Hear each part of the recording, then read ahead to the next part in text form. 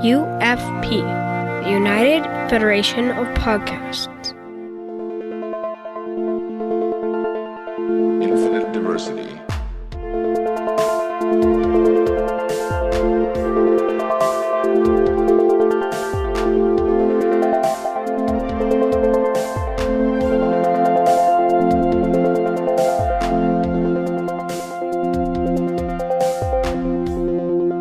Live long and prosper, and welcome to Infinite Diversity, a Star Trek Universe podcast here on the United Federation of Podcast Network. I'm your host for today, Brandon Shea Mutella, and joining me are my co-hosts, Chrissie and Justin. Chrissie, how are you doing today? I am doing well. Spring break starts tomorrow. Ooh. It's the week of my birthday. Ooh. And I think the Voyager doc week of your birthday. Oh, thank you. I think the Voyager doc is doing well enough on Indiegogo that maybe we'll get DS9 and Voyager in HD. That would be awesome. Well, we can cross our fingers on that. I doubt that, but we can cross our fingers and hope. I tweeted them out too. I'm like, scenes. Why don't you just put a tier? The $20 million. That tier is this is much it costs to get all of DS9 and Voyager in HD, and just see what happens. Yeah. Just see what happens, right? Yeah. So, anyways. Yeah. Justin, how are you doing, Justin? Doing pretty good. You know, I'm considering writing the script for a movie of my life, and I guess you guys would be involved in that because we're involved in this podcast. How would you feel about not getting paid anything to do that, but it'll be the promotional value of my big production company that'll distribute it all over the world? What do you think? Getting paid in exposure. I have no idea what you're talking about. I don't know what it is. It very tangentially relates to what we'll talk about today. Yeah, I don't know about that either, but that's very common. Artists and writers are told they'll get paid in exposure all the time. And I'm sorry, that just came up in the moment, and I love it. Okay, moving on. I'm doing well. Oh, it's all right. Awesome. Well, we've got some more general topics for you today in news discussion, and as always, I'm sure by the time this is released, all of our news will be like outdated and whatnot. Likely. But we'll do our best. We're doing our best to keep caught up, and we hope that you enjoyed our interview with Adil Hussain last week. And I definitely included that part here so that Justin doesn't delay the release of this episode again. Me delay it? It's on track. You know what? When people hear this, it already happened a week ago. So this discussion it's moot. Okay. I'm definitely teasing. Awesome. Well, our first topic is the Voyager documentary fundraiser, which launched on March 1st, and it soared past its initial goal like within just a couple of hours. Yeah. And they had a few stretch targets that they dealt with as well. And they're currently, as of this recording, their next target is 675? Yeah. With 1,000. So, did you guys contribute? Yeah, absolutely. Yeah? Yeah, it was funny because, like, oftentimes for these things, I like to do it pretty early in the day, but I had a work day, and then at the end of the work day, I was like, oh, why don't I check out what's going on? I'm like, oh my God, they've already gone through, like, several stretch goals, like, in the first day. So I contributed at the level to get the digital bundle, and happy to do that. Maybe we'll probably talk about it in a little bit, but there is something that would get me to contribute again. But yeah, I definitely did that first day. Mm-hmm. Chrissie, did you contribute? I did too, yeah. I didn't get to do it with the DS9 doc because I wasn't aware of it when they started doing it. But this time I contributed at the level to get the Blu-ray, and I'm looking forward to it. And I just looked now, as I was being quiet for a moment, right this instant, which will date when we're recording this, it's at 626,196. 626,196 between. Amazing. And I'm sure by the time we release this. Yeah, 5,947 backers. Yep, sorry. I will bet by the time we release this, which I think is 9 days from now, it'll be over 1 million. I doubt that. I don't know it'll go up that quickly because even the DS9 one, like they really started to peter out. Like they had a lot right at the beginning, and it was that last stretch I think of adding that HD target that really amplified it again. Possibly, but I mean at the same time, I think they're already thinking of it. I mean the current goal of 675 is to license the title theme music by Jerry Goldsmith, but which come on, like they were just not going to use the music, like that's. You know, come on. But it does talk about in this Trek movie article, which came out today, which is March 7th, that it seems like one of the things they're thinking about is HD, because they say there's something that's waiting on CBS approval. Oh. So I would say if they get some scenes in HD, that'll power it past that. I mean, it's really impressive what they're doing, though, because for the DS9 documentary, the original goal was like 150, and at the end of it, which it lasted for a while, it was at 647. This Voyager documentary is almost as much as the entire thing for the DS9 documentary in like 5 days, 5 or 6 days. So. And I think part of it is because I think they did a better job of advertising this, because I didn't hear about the DS9 one until later in. So I contributed on this one and that one. I contributed the same. I got the Blu-ray bundle. I must have been paying more attention because I contributed first day on the DS9 doc. And did you? Yeah, I didn't hear anything about it. Yeah. But with this one here, I think they built up a lot. And then I think people already knew, the people who didn't, like Chrissie, she didn't know about the DS9 doc. And now that they do, you know, they're more involved in fandom. They're hearing more about it. They know what's coming. So they contributed to this one. So they already had all these extra people who were excited that missed out the first time. So I contributed on day one. I was number 340 or 360. So I was up pretty early. But I contributed with the Blu-ray pack. I'm excited about that. I was number 4,579. So it was later in the day. Well, I don't remember what number I was. A couple of these here I think are kind of fishy. They seem like fishy stretch goals to me. Like, I want to talk about the $600,000 goal here. Follow-up interviews for more in-depth discussions. And I'm thinking this, I'm like, you're sitting with the people anyways. Why don't you just interview them properly the first time? I don't know if that's a problem. They had certain funding for doing it the first time, and now they're going to go back when they can to do it a second time. I don't know. I think it's fine. I don't know why I'd see it as fishy. No, I mean, but I think the stretch goals that they have are similar to the DS9 ones that they had. Yeah, I don't remember what the DS9 stretch goals are. What do you think of that, Chrissie? It doesn't seem like a great name descriptor for a tier, but I can see where once you get... But it unlocked the fridge magnets. That's true, and I'm happy about that. But, and he looks his hat. I want that Leo LaRue.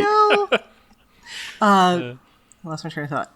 Oh, right. Yeah. So I can see where people might come up with new questions or want elaboration as they're putting it together, as they're going through it, doing some editing, being like, oh, so-and-so said this, and then so-and-so said this, and they were late, but we didn't ask about it, so... And I think they've only really done a portion of it, right? Because I think it's not going to be released until sometime, I think they said late 2022 or something like that. So there's still a ways to go with producing this thing. Well, they haven't had the money till just now. Yeah.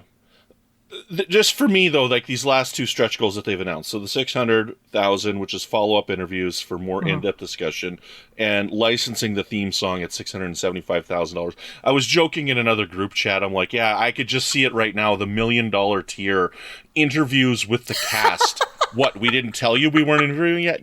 We didn't tell you they weren't involved yet? Oh, well, this is this tier now. It's like, I don't know. Mean, like you say that now, but it's in the first week of a 30-day campaign, so I'm sure they have other stuff they're building up to. We'll see. Right, but I find it hard to believe that they were just not going to use the Voyager theme song like in this thing. Like, I don't know.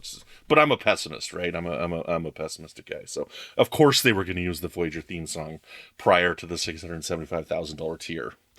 So anyways. That feels to me like they were like, we need another tier right now. What can we put in there?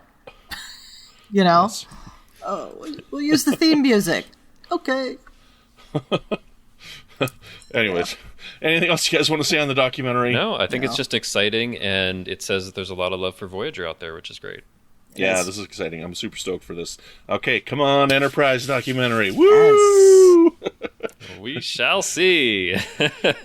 Maybe. Okay, next in the news here, we got Paramount Plus launched on March 4th.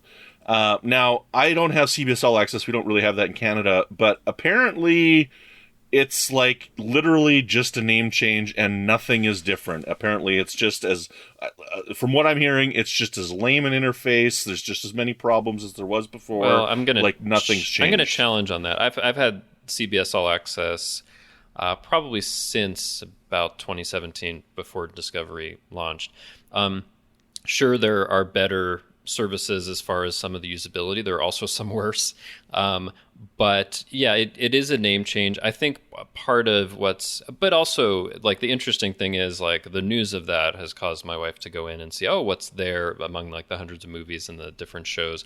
They did launch some different things, like there's a new SpongeBob movie and some other stuff that they launched. But I think what's going to happen is they're going to continue adding to the movie library and to the shows and the original content. So it'll build up over time. But it's not like, one day to the next there was a ton of new content there, but I think it's something that they're going to have more and more of over time. I think I don't know how many movies they have. They have some hundreds, but their goal is to be in the thousands, that kind of thing. So they will be adding stuff. Well, I compare it to the launch of Disney Plus, right? And when Disney Plus came, they launched with The Mandalorian, right? Like as their big thing. That was their big piece, bringing a series to their streaming service, and this didn't really have that. At the same time, though, I think for Disney Plus, they were just launching that right at that time, right? But CBS All Access has been around for years. It actually started in 2014 before a lot of streaming services, and they've been able to get a good number of subscribers. I think there's 10 million subscribers, and they've hit the kind of goals that they've had all the way along. So maybe they felt that it wasn't necessary. Maybe they didn't have something ready because of the pandemic. They didn't have something ready to really launch it with. So I don't know. I know that CBS All Access, now Paramount Plus, gets a lot of flack for its interface and all of that, but I found that I actually like it quite a bit. I find it to be, maybe this is an unpopular opinion, but I find Netflix pretty annoying sometimes in what it tries to push me to do and automatically starting stuff. I actually really dislike that a lot. So I kind of like turn that stuff off. You can turn that off. I just haven't bothered to, but it's just something that's annoyed me. Whereas with now Paramount Plus, I can just go in and do whatever I want, which is mostly watching new Star Trek. I don't know. I like it. It's fine. I mean, it could be better, it could be improved, but I mostly love it as the place to get new Star Trek for us in the US. But anyway, Chrissy, what do you think of the service? Yeah, so I think people were expecting to see an entirely new interface and a new, color scheme and different ways of showing off what they had to offer. And there was really no reason for that. They had been putting Paramount stuff on there for a long time, ever since it's been, it was announced. So they just changed the logo and and I don't think the interface is bad. I get a little annoyed because, like, on my TV, if you want to go back and watch, like, a previous episode of Colbert Late Show, it's like a 4-step process because it automatically just starts up the most recent episode for you, so then you got to back up. Interesting. But that's minor, I think the big impact of this will come, like, as the year progresses and there's new stuff that's added and announced. But I don't think it was like a big, like, hey, here it is right now. And I mean, I think what they were aiming at for a lot of people wasn't necessarily the people that already knew about it and had been using it, but that weren't aware of it and were going to it new. And they're like, oh, look at this stuff that is there. Not comparing it to what was there the day before, I think was probably part of what they were doing. But anyway, we'll see how it progresses. Cool. Excellent. Yeah, like I said, I don't have it here, so I can't compare the old to the new or anything. I just know what I'm hearing from people talking about it, saying it's the same thing. So I will take your word for it. It's pretty similar, but I do like the logo. It's a nice blue and white. It is. And Paramount Plus is snappier than CBS All Access anyway. Yeah. I wonder where they got the idea for the plus. I don't know. Mathematics? Yeah. Okay, so let's move on to our next topic here. So there's more details on the Coda trilogy and the DS9 novel Revenant. So we're excited about this Coda trilogy. So the Coda trilogy is set to tie up the reality of the Star Trek Litverse. Now, this article's on thetrekcollective.com, which has been told over the last couple of decades, but was alas shunted into an alternate timeline by the new canon events of Picard. All three of the new blurbs start with the following intro, which confirms we are getting one last enormous TNG DS9 Titan Aventine crossover. Yes. And the covers for these books are outstanding. I really hope these aren't just the German covers, because honestly, the North American covers for books have been pretty lame. So I have to say, those are we don't have the covers, so what's in the article is placeholders that are the German covers for Destiny. Oh, is that the Destiny covers? Yeah, it is. Okay. It's the German versions of the Destiny covers. As I said, German covers are amazing. Oh, they really are. They really are. So, I mean, it was to the point funny. that you didn't even recognize it was from Destiny. You were like, oh, check that out. But no, these aren't it's just a placeholder that they put in for Trek Collective. But I was wondering why Hernandez was there. Hernandez is coming back. Which I'm like, geez, they're bringing back the Kaliar? Holy smokes. Yeah, but no, this is super exciting. I mean, I think when we last talked about it, this came out like the same day when we talked about, it's Coda and here's who's writing it and all that. And we were speculating about it. But one of the things I wanted was Ezri Dax on the Aventine, and we're getting it, and I'm really thrilled about that. Although I'm also disappointed Voyager isn't in there anywhere. Yeah, I'm excited that Ben Sisko's in here. Oh, so yeah, I'm hoping to see the Robinson, and things going on there. So this is exciting. This is very exciting for me. So, book 1, Moments Asunder, so it says, the thing that starts for all of them says, the crews of Jean-Luc Picard, Benjamin Sisko, Ezri Dax, and William Riker unite to prevent a cosmic-level apocalypse, only to find that some fates really are inevitable. Book 1, Moments Asunder by Dayton Ward, kicks off the trilogy in September. Reality itself is under attack. The epic Star Trek Coda trilogy begins when the unexpected arrival of an old friend triggers a desperate mission to avert a fast-spreading temporal disaster. I'm calling it. It's Pulaski, that old friend. Yeah. I was going to say, since we're talking about the Litverse, we haven't seen Data in the Litverse novels for a little bit. Yeah, could Maybe be Data. He's the old friend. What do you think, Chrissy? Wesley. Wesley? Time issues. A traveler Wesley. comes back. Yeah, time issues. Yeah, maybe. Probably not Q. I wouldn't call him a Not friend. Q, not an old friend. But I could definitely see Wesley and the Traveler showing up. Yeah. I mean, Temporal disaster. I would not object Yes, to Pulaski, though. I think I did call it last time that there'd be some temporal something going on. So, one for me. So this is what I think based on that. So I think you're probably right in that it's Data. And the reason why I think that is I think by the end of this trilogy, we're going to find out that, this is my prediction for it, we're going to find out that something has happened to create this parallel universe, and they've got to fix it by the end, which leads us into the TV universe. And by having Data, that ties into Picard with the android and the synths and stuff. Yeah. So I think that they're going to try and tie it into Picard that way. So Yeah, well, that's my theory. And I think as part of all of this, something's going to happen where this Litverse continuity, they're going to have to sacrifice their timeline or something, right? In order for the other one to continue. Yeah. Yeah, that's what I would think. And I would be fine with that. Yeah. Right? I would be very happy with that as a solution if that's what it is. If it's something different, I'm sure I'll be happy with it as well. I trust these guys. Okay? So whatever's going to happen, I'm very much looking forward to this. These guys... Yeah. It's going to be epic. I mean, think of how much happened in the Destiny trilogy, like across those three. It's a huge sweep of, history and time and all kinds of stuff. And there's so much you could do in 3 books. But anyway, that's just book 1. Yeah. So book 2 is James Swallow with his book, The Ashes of Tomorrow. The future is at war with the past. The epic Star Trek Coda trilogy continues. As friends become foes, the temporal apocalypse accelerates, and the catastrophe's true cause is revealed. And I think the catastrophe's true cause is going to have something to do with Leola Root. Leola Root. Yeah.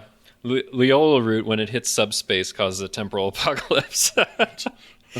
But, I mean, it's very tantalizing what they're talking about here, but, we can't possibly know what it is, and I think until it comes out. But when it talks about friends become foes and future is at war with the past, I don't know. I'm thinking there's some Department of Temporal Investigation or, future time travel agencies. I'm reading the DTI novellas now, so that's very much in my head, that something like that is going on. Friends become foes. I don't know. Is there something from the mirror universe, other alternate timelines? I don't know. It's just what's going through my head. Yeah. I don't know. That could be the future that is the Picard television timeline at war with the past that is the novel timeline. Because they have not yet gotten... There's a different... Yeah. Well, assuming that it takes place about the time where we left off the Litverse, which is like late 2386-ish. So, not that far in the past. That's a good point. Yeah. see. Okay. And David Mack closes the trilogy in November with Book 3, Oblivion's Gate. Their most daunting mission will be their finest hour. The epic Star Trek Coda trilogy comes to a shattering conclusion as the temporal apocalypse forces Starfleet's greatest heroes to make the greatest sacrifices of their lives.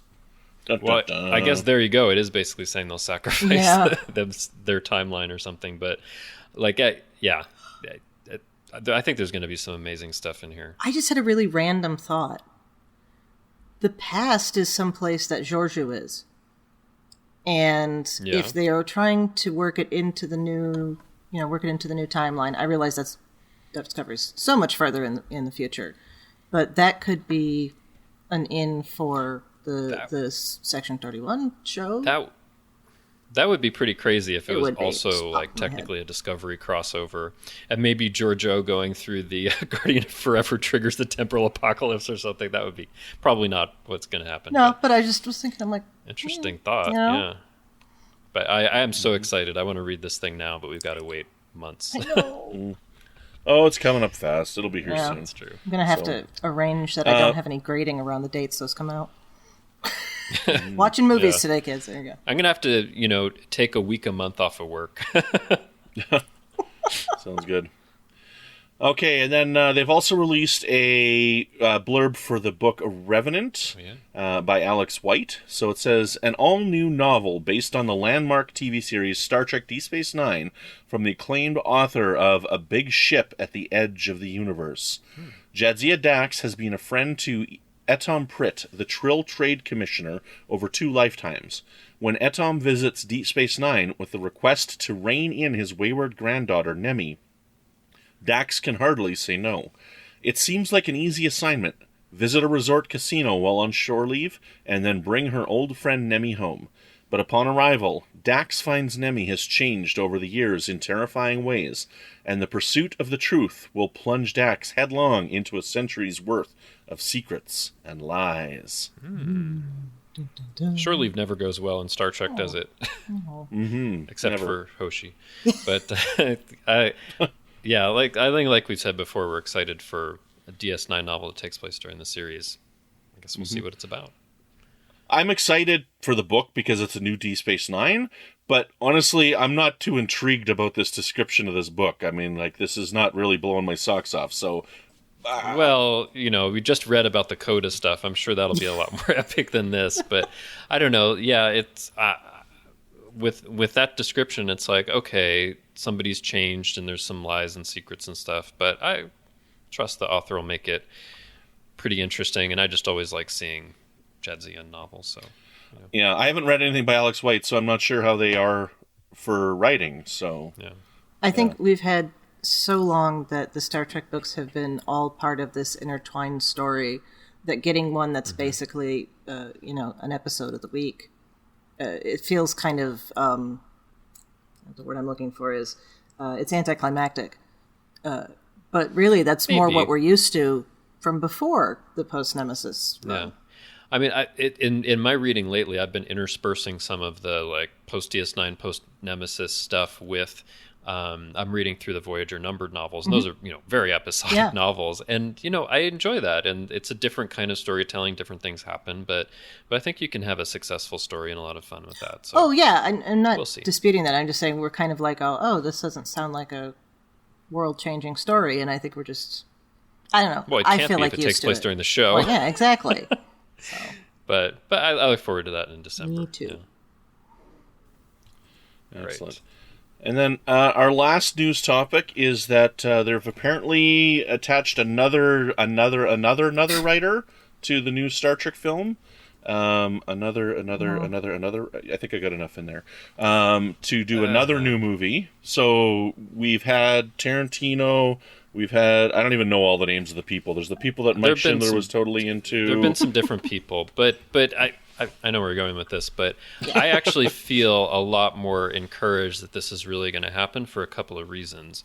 I think that, first of all, so the person who's apparently going to write this thing for Paramount is Kalinda Vasquez, who's done work on Discovery. She did the teleplay for Terra Firma Part 2 and Discovery Season 3, and she wrote the short track Ask Not. She was a consulting producer on kind of the back half of Discovery season 3. So she's already involved in stuff with Star Trek right now, right? And Paramount is kind of part of this bigger Viacom CBS thing now since the merger, right? And also this story broke in, I think, a reputable source. I think it broke in Deadline, that it's usually not a rumor. This is something that is actually happening. On the same day that Paramount Plus launched, and Paramount Plus will have the theatrical Paramount releases, I think 30 to 90 days after it comes out. So it very much kind of dovetails with that whole strategy. And Michelle Paradise, the showrunner of Discovery, basically tweeted out, "Hey, congratulations, Kalinda. This is really great." So I'm feeling, I have purposely not included stuff about like movie news since we've been doing podcasts because it seems so sketchy. But I wanted to include this because for me, I know it's an early stage, but I think this feels more likely it's actually going to happen. Yeah. Chrissy, what do you think? Yeah, I'd have to agree. You talk about Quentin Tarantino's going to do a Star Trek movie, and I'll go, yay, those of us who are interested in that, hey. And, but it's like, that's just people talking about it, and he has said he'd want to do it. And he's also someone that's never been involved in Star Trek, right? So it's not like, oh, you're already doing this. It's easy to fold you into this other project we have in the same company, right? Yeah. He's not partially owned by Paramount the way this person is, so to speak. No, I'm being terrible. I think the fact that this is somebody they already have on staff whose writing is appreciated within the company enough that it's being produced. Yeah. Mm-hmm. Yeah, and if this does happen, it would be a pretty big milestone in Star Trek movies. It would be the first woman of color who's like written a Star Trek movie. It's never happened before, so that's cool as well. So I'm hoping it happens. I have no idea what the story would be, but maybe we'll talk about some speculation about that today. Yeah. Going back, obviously I want this to happen, right? Yeah. But every one of the ones that have been announced so far have all been reputable sources. They've all been reputable people. And they're Simon Pegg had a script for the 4th movie. Yes, I remember that. Tarantino, there was a script for his version. These are all, she is writing a script. There were scripts. Yeah, no. Right? And those things still never got produced. I think what's different, though, is, they had this idea with Beyond, but I think that, one of the things that was swirling around that whole time and into more recent times is the possibility of a merger between Viacom and CBS, right? So I have a feeling, I don't have any insider information, of course, but I have a feeling that there was enough uncertainty there and enough change in leadership and things at Paramount that those things couldn't go forward. But I feel like now they've gotten to a place where, okay, they know what the strategy is, they have the people, and they can go forward. So I think the difference here is that it feels at least like there's more stability in what they're doing or what their strategy might be with now this Paramount Plus and the whole thing that's merged together. But the skepticism is very warranted because we've had 3 or 4 times, oh, it's going to happen, and it didn't. So I need to see more to really say this is going to happen, but I feel like it's more likely. Ask Not was the short with Pike and the Cadet, right? Correct. Yeah. Yeah. Okay. Yeah. Yeah. She's good. That was a good short trek. The Terra Firma Part 2 was a really good episode. So I think she would be fine, right?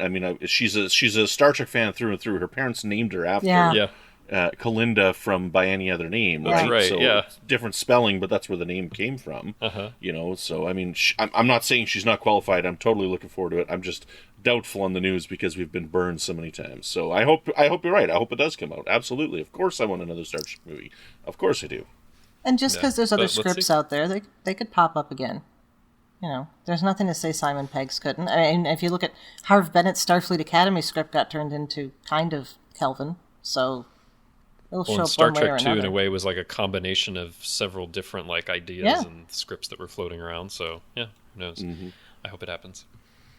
Yeah, excellent. Okay, well, let's jump into our discussion. Justin, I'm going to let you take over here because you had an idea on this one here. So based on that news, your topic idea here is ideas for a new Star Trek movie. So that's right. I just wanted to have kind of a general discussion. Yeah, so again, I felt encouraged by this and I was excited by it. And we don't really have any details about what this movie potentially would be, but I thought it would be a good time to just talk about what would we like to see in a Star Trek movie and just kind of whether it's something that's realistic, like could happen, or if it's not realistic. I just thought it would be fun because like the movies are something that we haven't really talked about on this podcast. And if there is a new movie that comes out because we talk about new Star Trek, I assume we would talk about it here. Yeah. So I just thought it would be fun to kind of go around and talk about it. I wrote down some ideas. I hope you guys did too. But Chrissie, I'm just curious, like if you were in charge and it was like, okay, somebody's going to write something for Star Trek, like what would you like to see? Oh gods. I didn't write anything down. That's okay. First thing that comes to mind, like what's the thing where you're like, that would be great if they ever did a movie about that in Star Trek? I have there's a lot of things I want to see in Star Trek, the background of it. And I think about it and I go, it's not one movie, maybe like 2 movies or, what's your 2-movie idea? Something like the Romulan War would be difficult to do in one movie, I feel. Okay. Mm-hmm. Something, I don't know, that it would be interesting to get something akin to those Lost Years novels. What was happening on the second 5-year mission. Go further. I had kind of a twist on the Romulan War movie idea. All right. I would be interested to see the Romulan War from the Romulan perspective. Ooh. Well, there's the 2 movies. See, but I thought that would be interesting. No, they could do it like Tora, right? Isn't that the one where you get the Japanese and the American perspective? I think so, yeah. Sorry, go ahead, Brandon. Go ahead, Brandon. Yeah, but the problem with stuff like that, though, is that those are too obscure for the random people coming in. And you got to try and reach as big an audience as you can with these kinds of movies, because... I completely understand that. I mean, for this discussion, I was interested in not only the stuff that they would actually do, but stuff that would be interesting to think about that maybe we haven't seen. But I mean, they need to reach as broad an audience as possible. Is what they've got to do. And I mean, as popular as Star Trek is right now within the Star Trek fandom, like when they're expanding to something like a movie, I think the thing that they need to do the most would be something like a Kelvin timeline reboot of The Next Generation. You really think so? That's what I think they really need to do to get a new audience, and I think that would be a lot of fun. I mean, what do I want? Well, I want a Deep Space Nine movie. That's what I want. Yeah, of course. So bring back the emissary. That's what I want more than anything is a Deep Space Nine movie. At the same time, think about this: like, does it have to be the case with a Star Trek movie that they're doing that it needs to be this like huge budget production that they have to make like $500 million or $1 billion on? Or could it be that they know, okay, we have dedicated Star Trek fans. Let's see what we can do that's not like this giant extravaganza, but that we can make for less money that would bring in enough of the fans to actually be profitable. I would be interested in seeing that. That's how you get a nemesis. That's how you get an insurrection. Nemesis. I think Nemesis is its own thing. Why that failed at the box office. But like the first thing I thought when I was thinking about this topic was, okay, they've had certain amount of success with the Kelvin movies. They should continue with that. Mm-hmm. I was just thinking like a 4th movie, like a Kelvin movie on the A. Or something like that. Then this is something. I'm sorry, Chris. I'm going to come back to your other idea, all right. but this is something I was thinking about, Brandon, that you would love. But then I came up with a problem with it. I was like, what if we had a Kelvin movie where it was first contact with the Cardassians? But then I was like, in the first movie, I think Uhura talks about the Cardassian sunrise, so they already know the Cardassians. That wouldn't work. But that was my thought. Like, I would like another Kelvin movie that's on this A that they have now that the original one is destroyed, but a Kelvin reboot of TNG, maybe. I think that would be quite controversial because people would be like, I mean, a similar way to the original Kelvin movies, like, oh, you're gonna recast, Kirk and Spock and McCoy and all that. I don't know, I love those movies, but you'd have to go through the same thing with TNG. But and I just want to point out that every single time they've recasted these characters, they've all been good. Oh, God. Okay? Oh, absolutely. I totally agree. The Kelvin timeline's all good. The Discovery, Spock and whatnot are all good. Yeah. Right? Mm-hmm. They'll do a good job, and everybody will piss and moan until it happens, and then they'll watch the movie and they'll say, this is the greatest thing ever, because that's what Star Trek fans do. Yes. Maybe. Yeah. But okay. So if it was a Kelvin like reboot of TNG, when would it take place? Would you want it similar to like what we get in TNG starting in 2364? Would it be something different? Like what would be different in the Kelvin timeline with TNG?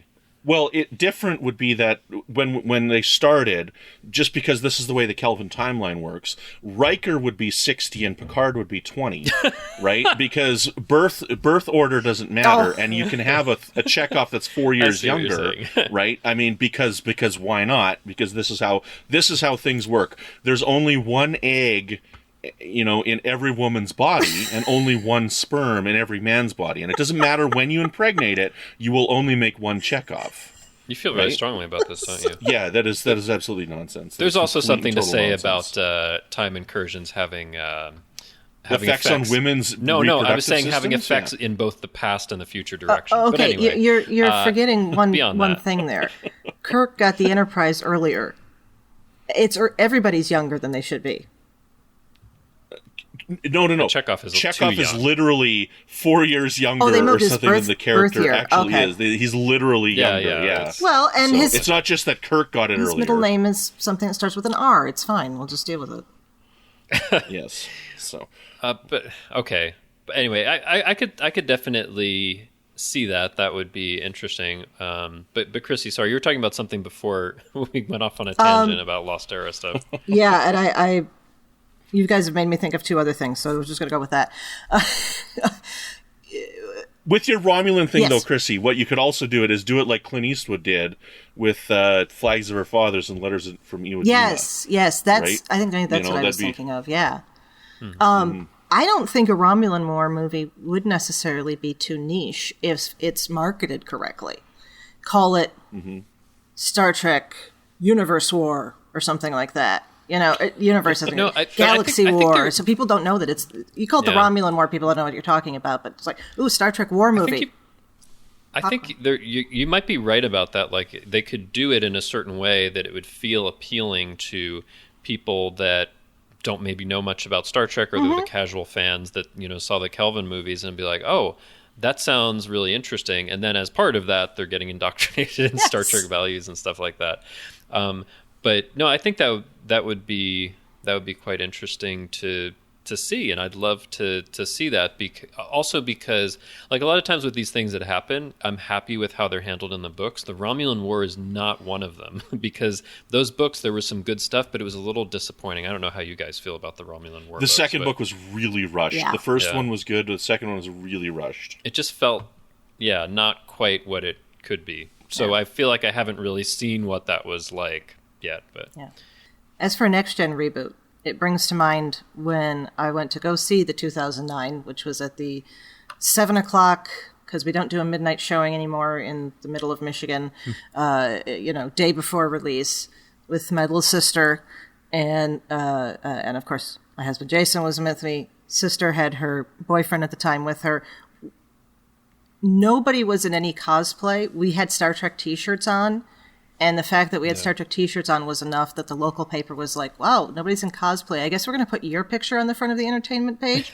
Because you're wearing a shirt? Yeah, because it was just, we were all wearing Star Trek shirts and nobody was dressed up. And I think they didn't, I think people watched later on. But beside the point, we get done with the movie.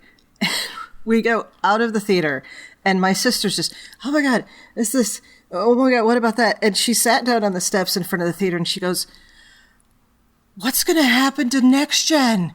It was just mind blown. Yeah. She was 17 when this came out. 17 or 18, something there. She took it so seriously and bringing up the idea of a Next Gen reboot. All I just see Nikki sitting there going, what's going to happen to Captain Picard? I had kind of, maybe it's an odd idea, but one of the things I wrote on my list was, what if you have the Kelvin crew in the next movie, they're on the A, and they hit a temporal anomaly that takes them forward to 2387 in the Kelvin timeline, and you can see how that's different than in the prime time. I don't know if that would work, but I thought it might be like one of those, because we did have time travel in the first 2009 movie, where Spock and Nero are coming back, and they create the alternate timeline and all that, but I think it would be fun to have this Enterprise crew experience time travel into a different place, not in the past but in the future. I don't know. Kelvin 4, the one with the whales. we got a psychic link here, because here's what I was just going to say, the one with the whales. We need to pick a species that's on the verge of extinction and have it be the key to saving the planet. And that's so you want them to go back in the past and do a similar thing. Well, you've seen the meme, right, with the humpback whale population. Yeah. I mean, I think the other idea that I had, and sorry if I'm monopolizing ideas here, but and this would make Zach more happy because he's been talking about this for so long. Having the Kelvin Sulu as an Excelsior captain, I know it wouldn't quite work. He's not quite old enough for the role, but I somehow want to see something like that on the big screen. Kirk wasn't old enough either. That's quite true. But Chekhov wasn't old enough either. Did I mention that one yet? I think you did. But Chrissie, sorry, other ideas you have? We were talking about this a couple weeks ago, and I think I mentioned I'd love to see the Destiny trilogy on screen. But, that's not going to happen, so that's, Well, I mean, probably not, and there's so much that's going on in there to really it would have to be a trilogy of movies to really do justice to it. But like, if you're talking about things that like a general audience might be aware of, the Borg is one of them, right? So if they did something on screen again with the Borg, that could be something that people be like, oh yeah, that's something that I remember or know about. The other thing, I think the original idea for Kelvin 4 was to bring Jim and George Kirk together through some kind of time travel thing, and something or other. And that got messed up because Chris Hemsworth got super popular because he's Thor, and then it fell apart, and there was rumors about money, and and also he was constantly making Marvel movies for like 5 years, so I'd like to see that. Yeah, for sure. But I mean, the other thing is, like, if you're thinking like Paramount that's going to make this movie, and you're like, we had all these problems with salary negotiations with Chris Hemsworth and Chris Pine and whatever. Like, do you instead want to do something where you have like Anson Mount as Pike and like an Enterprise, like as the Pike's Enterprise, like as a movie or something like that? I don't know, because that would be easier. It'd be like, hey, you want to do this? Okay, sure. I also had an idea of like Q messing with the 32nd Century Discovery crew in a movie, but because Q is something that I've wanted to see in a movie, but we haven't gotten. Yes, but I'm just listing off my wish list. I want to see him on Picard. I don't think it probably won't happen. I don't think Q would be good for a movie. Okay, so Brandon, you've told me why my ideas won't work. Well, tell me about your ideas that would work. Well, first of all, Chekhov's an appropriate age. Yeah, well, the only thing I know for certain is that if we did have a Kelvin timeline Next Generation movie, Picard would have hair. So that's the only thing I know for sure.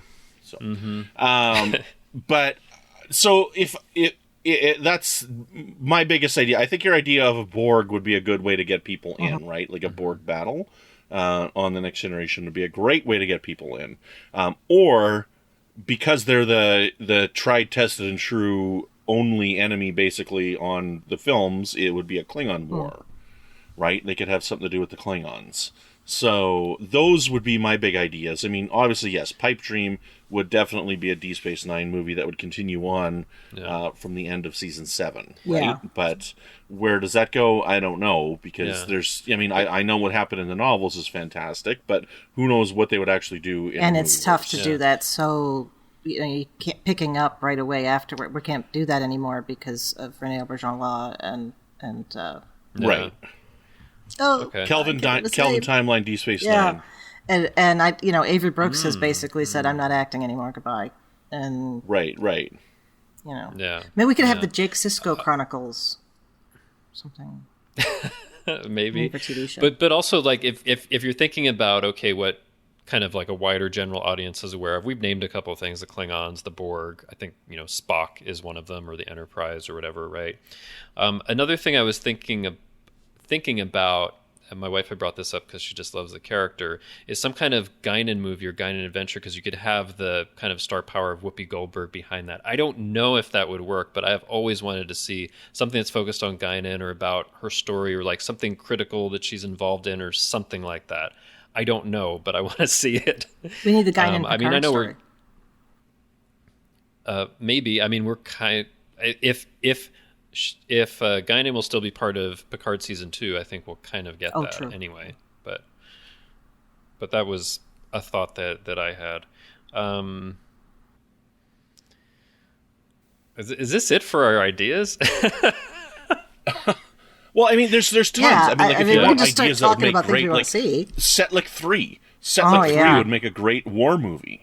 Right? Yeah. You do like it, but I mean, again, these are all. I don't think that any of these are realistic ideas because you got to get something that's going to get the mainstream audience on top of the Star Trek fans, and I don't think the Cardassian War with Miles O'Brien would do that, right? So it's on one hand, there's things. What would I want? I mean, like if they decided to have a budget, right, and a part of the budget was rather than theatrical releases, they decided to let's say release CB or Paramount Plus direct miniseries streaming. Or miniseries or a direct-to-streaming movie. There's tons of things they could do. That's true. WandaVision right? has been doing it. So I mean, there's a new Falcon there's show.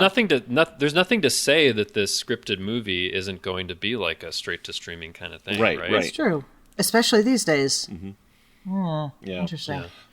Yeah. I think it's likely that it would go straight to streaming, right? Because that's kind of like their go-to audience, Like, so is the streaming generation right now, I could see that, but going straight to streaming, your goal would be to pick up, subscribers. Would they pick up subscribers with like a straight to streaming Star Trek movie that all the Star Trek fans that are already watching the new Trek would already?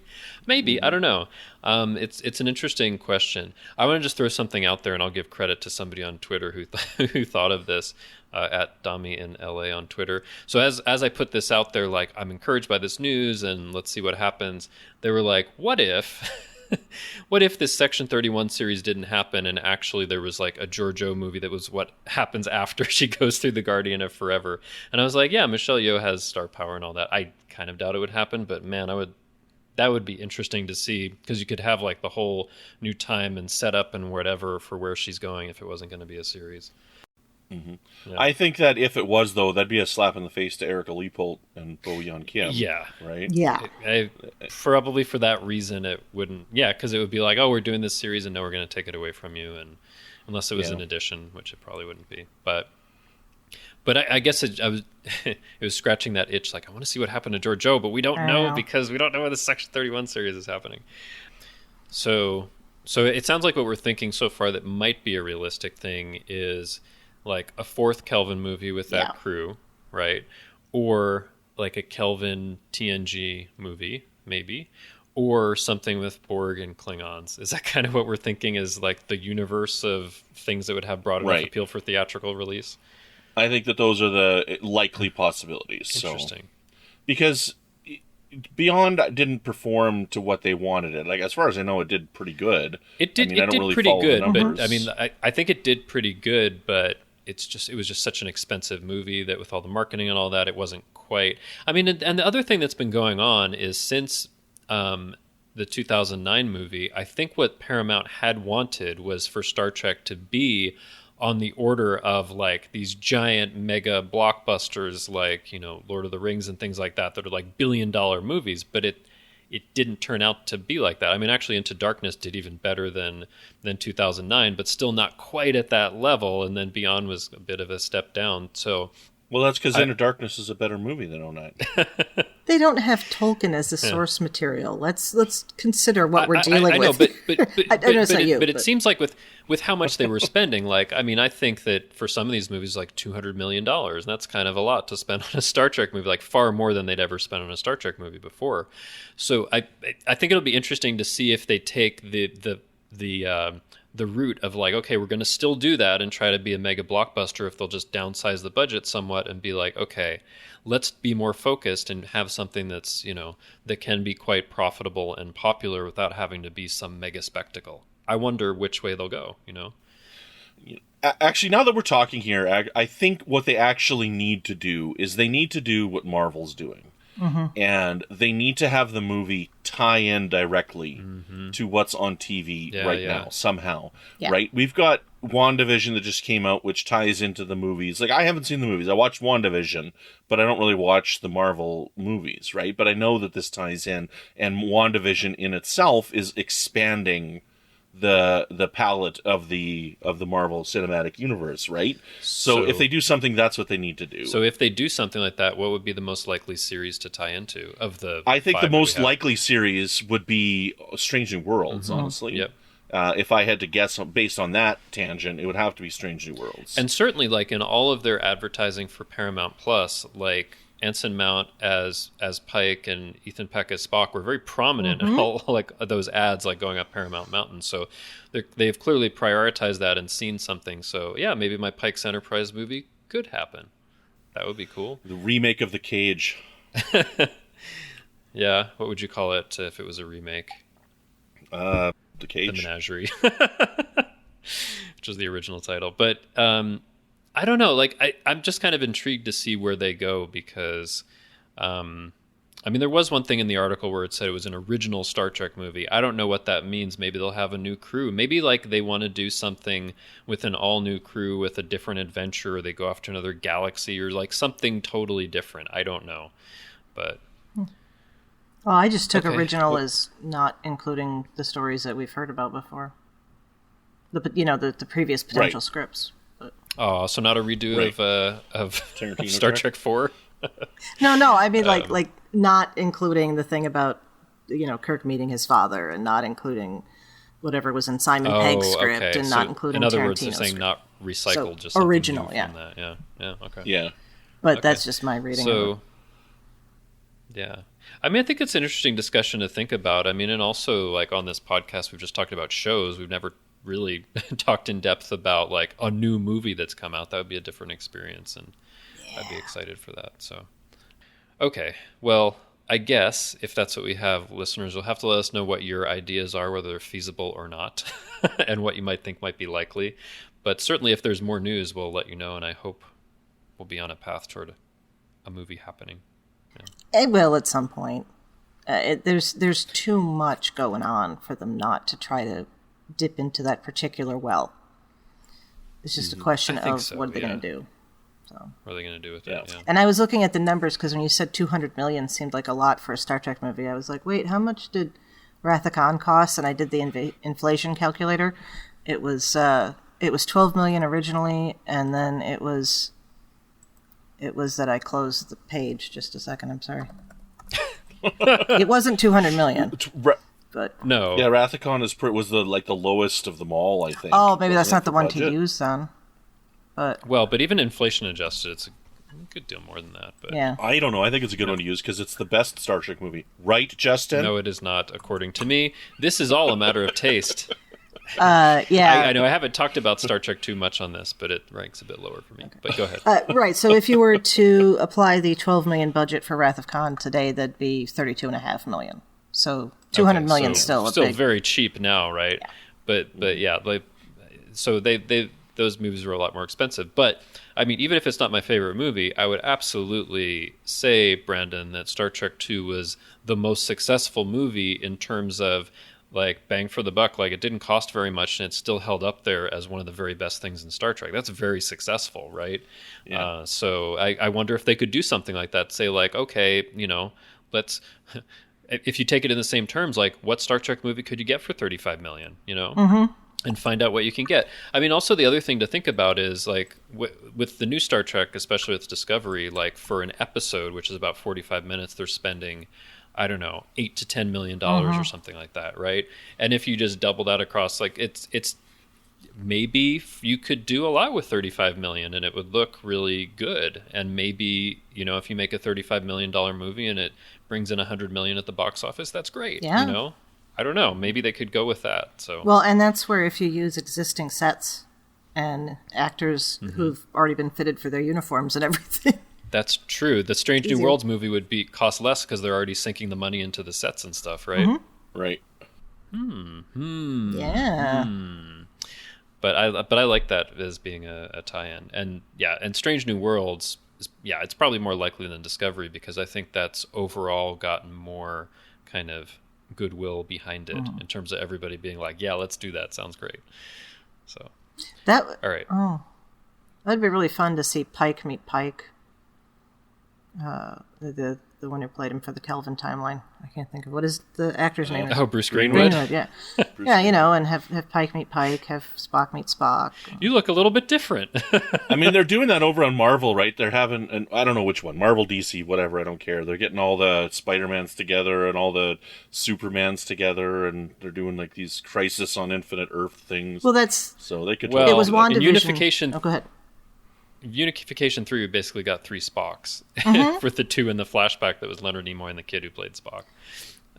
So yeah, in WandaVision we had the brother from the other dimension. Right. So, Minor spoiler, yeah, Wanda's brother. but yeah. okay. That's what made me think of that. Sounds The like thing some in interesting WandaVision. stuff. Yeah. Let's all the speculation. We'll just put this out in the world, and then see what happens with it. You guys are looking and we'll at see if it does happen, if anybody wins a prize for guessing it. Yes, excellent. Justin, where can people find you when you're not eagerly anticipating the new Star Trek film? Well, are we getting back to me doing the movie of my life and including you guys? Oh yeah, what was that I didn't about? understand that. What was that? It was a weird random thing that came into my head when I thought about the topic of movies, so it has nothing to do with anything else. So, anyway, Okay. you can find me when I'm not throwing my co-host off with random stuff that goes into my brain. You can find me on Twitter. I'm at TrekFan4747, where I tweet about nothing but Star Trek, and hanging around our Facebook group, the Federation Council Chambers. If you have gotten this far and you are on Facebook, go there, type in Federation Council Chambers, click join. We'd love to see you there. Chrissie, where can people find you when you're not telling everybody how much you love WandaVision? I do that. You can find me in the threads for episodes in the Federation Council Chambers on Facebook, as Justin mentioned. And I'm also on Twitter at The Goddess Livia, and that's spelled TheGoddessLivia. And there I tweet about Star Trek history and leftist politics. You can also follow my work in history by liking the Facebook page my fellow historian partner Jason and I run, History with the Szilagys, and Szilagys is spelled Szilagys. And there we post interesting history stories that we see and links to our own work on our webpage. And me, when I'm not, complaining about Chekhov being the wrong age. You've said it 6 times. Let go of it. I know when I'm not doing that, you can find me on Twitter at Brandon Matella. You can find me here on the network with another show called Franchise Fatigue, which is all about movies, remakes, and sequels. And we're currently just wrapping up our Ocean's 11 series of films. So I hope you joined us for that one. And spoilers, I love Ocean's 8. Deal with it, people. It's a good movie. So I think it's good.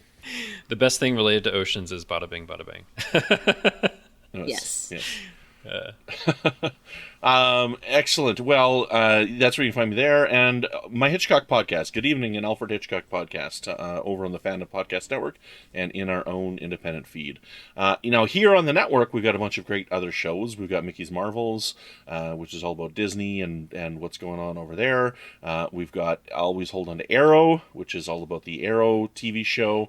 We got All Good Things and Galaxy Class, which are 2 other Star Trek series of podcasts here on the network. And then we've got General Quarters, which is kind of a military-based podcast. So I hope you check those out here on the United Federation of Podcast Network.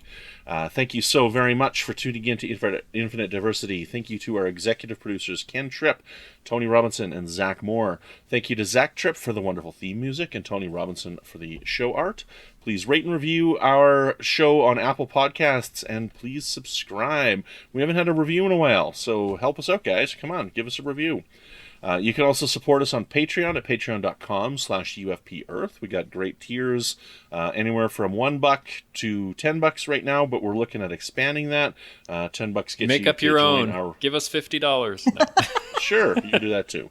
So $10 gets you on a round table. $5 gets you monthly podcast with Zach and I, where we do an audio commentary. And the March podcast was the animated episode. Once Upon a Planet. Oh, what's the one? Once Upon a Planet. I was going to say, yeah. If you want to reach out, you can find us on the network on Twitter at UFP Earth, or our show specifically at IDIC Podcast. You can also talk about any and all of the UFP podcasts in our Facebook group called Federation Council Chambers. You can email us at infinitediversity@ufp.earth. And we're not quite sure what we're going to talk about next time, but I'm sure it'll be fun. And I will do my best not to mention Chekhov's age. Well, next time we're going to go to the future and see that Star Trek movie and come back and review it. Sweet. Sounds good.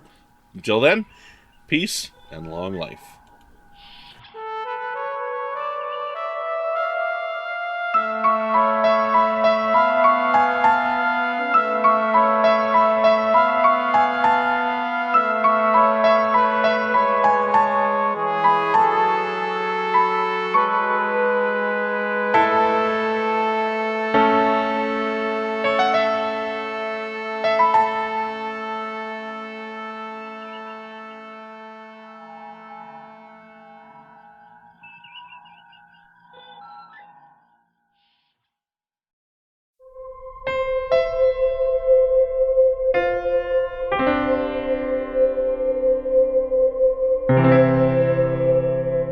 This has been a production of MTMR Media Works.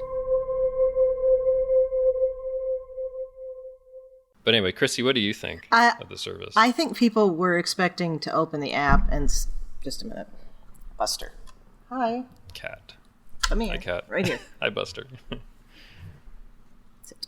Okay.